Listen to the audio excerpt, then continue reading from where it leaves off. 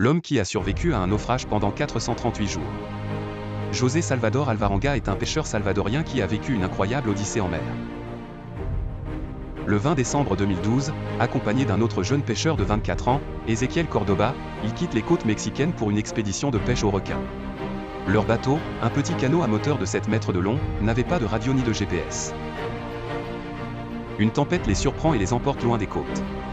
Ils perdent le contact avec la terre ferme et se retrouvent à la merci des courants marins. Ils n'ont pas d'eau ni de nourriture à bord. Ils doivent se débrouiller pour survivre en se nourrissant de poissons crus, d'oiseaux marins et de tortues qu'ils attrapent avec leurs mains ou avec une ligne improvisée. Ils boivent aussi le sang des tortues et leur urine pour se désaltérer. Ils souffrent de la faim, de la soif, du soleil, du sel, des blessures et du désespoir. Ezequiel Cordoba est plus faible et tombe malade. Il meurt au bout de 4 mois et José Salvador Alvarenga doit jeter son corps à la mer. José Salvador Alvarenga continue à dériver seul, en priant et en rêvant de sa famille.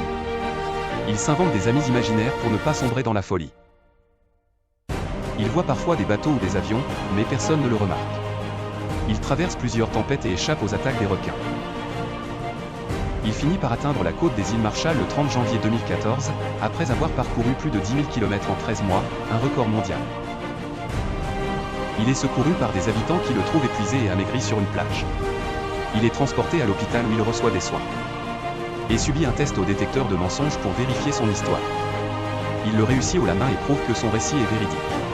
Il est rapatrié au Salvador où il retrouve ses parents et sa fille qui le croyaient mort. Il est accueilli en héros dans son village natal. Il raconte son aventure dans un livre intitulé 438 jours qui a été publié en 2015. Voilà l'histoire extraordinaire de José Salvador Alvarenga, le seul homme à avoir survécu aussi longtemps en mer. Abonnez-vous pour de nouvelles histoires quotidiennes, extraordinaires ou mystérieuses.